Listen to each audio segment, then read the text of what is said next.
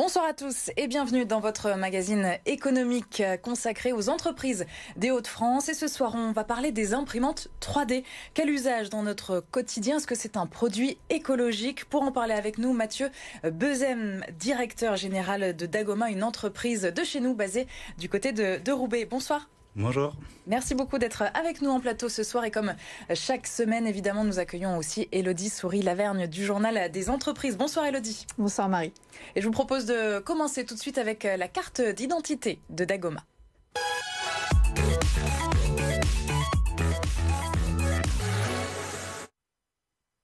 C'est une entreprise qui a vu le jour il y a presque 7 ans, en 2014. Et cette année-là, Dagoma lance la toute première machine, l'imprimante 3D appelée la Discovery 225 collaborateurs. C'était le nombre d'employés avant la liquidation de l'entreprise, avant la Covid-19. Nous en parlerons, nous aurons les détails dans un instant. Depuis la création, la société a créé 25 000 imprimantes et le chiffre d'affaires en 2020, donc l'année prochaine, a atteint les 2 millions d'euros. Alors Mathieu Bezem, peut-être une question vraiment tout à fait simple sur l'imprimante 3D.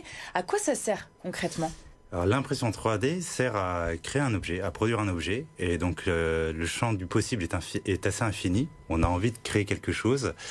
Une imprimante permet, par rapport à sa capacité, à créer couche par couche, un peu comme les doigts d'une main, couche par couche, va créer en 3D, va monter une pièce. Et donc le champ du possible est infini. Et donc depuis un ordinateur, évidemment.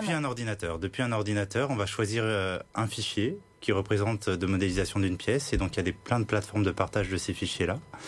On va pouvoir choisir un fichier, préparer l'impression, et après prendre ce fichier-là, le charger sur l'imprimante, choisir sa couleur. On met une bobine de fil, on choisit sa couleur ou ses couleurs. On peut imprimer de plusieurs couleurs et puis après, on n'a plus qu'à...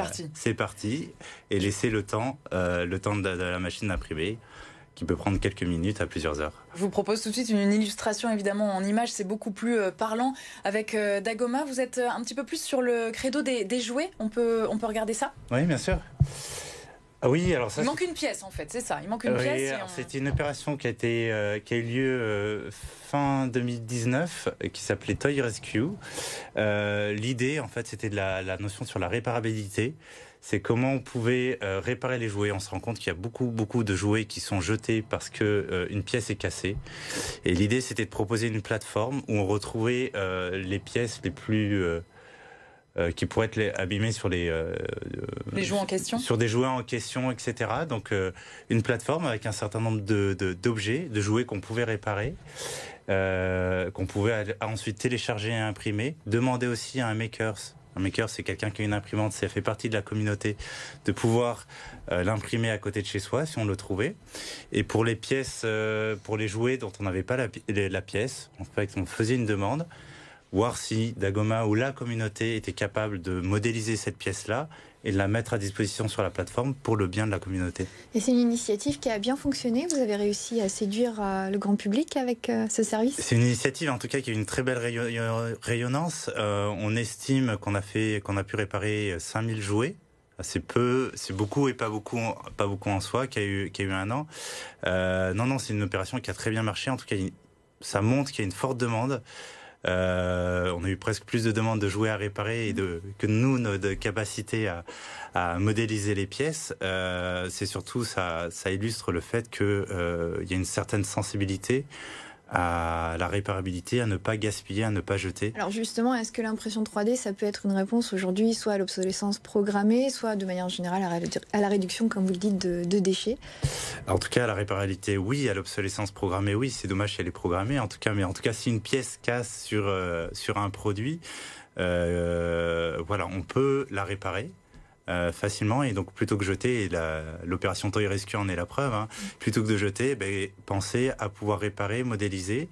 Par contre, il faut se procurer l'imprimante, ça coûte cher pour nous, grand public, si on veut s'amuser un petit peu à la maison, il faut se procurer cette machine. Alors, il faut se procurer une machine. En tout cas, si on veut réaliser, forcément, il faut la machine qui produit cette pièce-là. Les machines chez Dagoma, ça va de 400 à 500 euros. Il peut y avoir des machines beaucoup plus chères parce qu'elles sont des tailles pour des usages plus professionnels ou des capacités plus grandes. Et après, on a quelques machines un peu moins chères qui viennent de l'Asie. En tout cas, sur le marché particulier. Le grand public aujourd'hui est prêt à investir ces sommes. Vous constatez que c'est quelque chose qui rentre un peu dans les mœurs, acquérir une imprimante 3D à mettre chez soi. Alors de plus en plus, en tout cas il y a eu un gros boom il y a 2-3 ans. Il est vrai que le marché de l'impression, en tout cas pour les particuliers, pas du tout pour les professionnels, mais pour les particuliers, a un peu chuté depuis ces 2-3 années. On voit que là, on pressent que c'est en train de reprendre pour la bonne raison que les gens commencent à comprendre l'usage. Ouais. Mais si je veux, là on voyait l'exemple du bras cassé par exemple de la Barbie, ça coûte combien de refaire juste cette pièce en question, si on prend l'exemple du bras de la Barbie, la pièce en question c'est le coût du plastique, on parle de quelques centimes d'euros. Puisqu'on parle du plastique, donc les imprimantes de Dagoma fonctionnent avec du plastique PLA. Alors qu'est-ce que c'est le plastique PLA et est-ce que c'est peut-être plus écolo ou pas d'ailleurs que d'autres plastiques utilisés pour l'impression 3D? Alors chez Dagoma, on préconise le plastique PLA. En fait, avec les imprimantes, on peut imprimer tout type de plastique. Depuis ses démarrages, depuis 6 ans, Dagoma a toujours poussé à faire du PLA. Parce que le PLA, Parce qu'en fait, le PLA, c'est du plastique agricole fait à base d'amidon, donc biosourcé, donc beaucoup plus propre. En tout cas, beaucoup plus propre à l'usage. Et donc, ça a toujours été une vocation, en tout cas dans les valeurs de Dagoma, de consommer propre, de consommer local et durable, de favoriser et de mettre en avant que des plastiques de type PLA biosourcés un maximum. Et donc toutes les gammes de plastique vendues chez Dagoma sont du PLA. Et un objet imprimé en PLA, c'est durable, c'est recyclable? Alors oui, complètement, c'est totalement durable et recyclable. Ça a des propriétés de plastique plus importantes que certains plastiques, moins performantes peut-être sur la chose que d'autres, peu importe.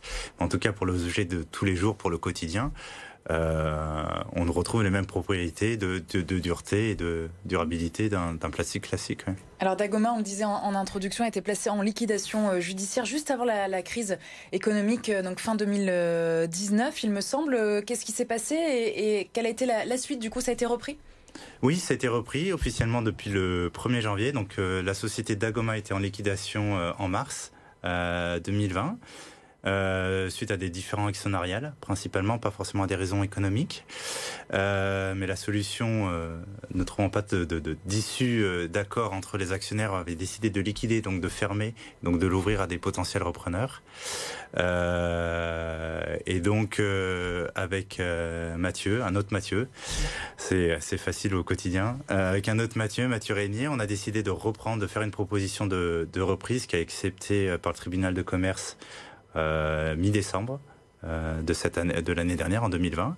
Et donc officiellement, la nouvelle société qui s'appelle Dago, on a été très original dans le nom, la société Dago est officielle depuis le 1er janvier. Et au milieu de tout ça, il y a eu la crise économique et sanitaire l'an dernier. Ça a été une opportunité malgré tout pour Dagoma qui fabrique, donc qui propose ses imprimantes en 3D?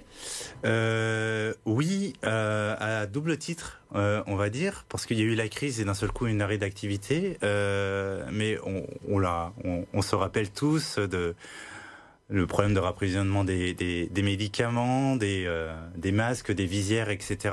Et Dagoma avait été appelé principalement par le réseau de makers, de visières, par tous les hôpitaux de la région pour pouvoir produire des visières. Donc Dagoma a produit plus de 200 ou 300 000 visières pour les hôpitaux de la région.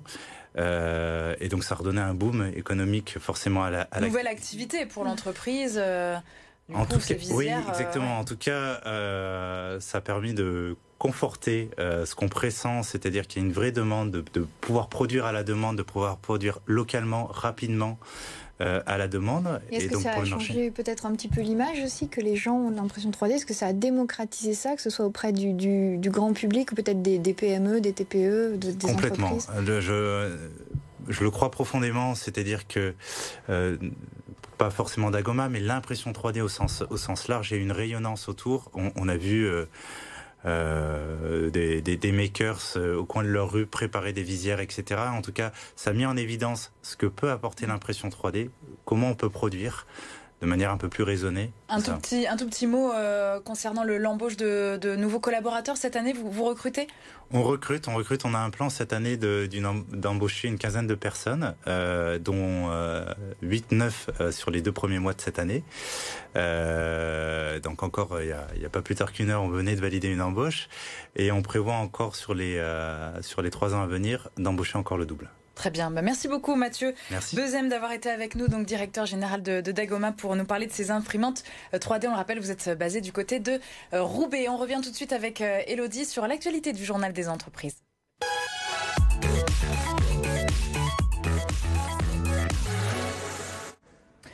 Et cette semaine, Elodie, les conséquences du Brexit, dites-nous tout.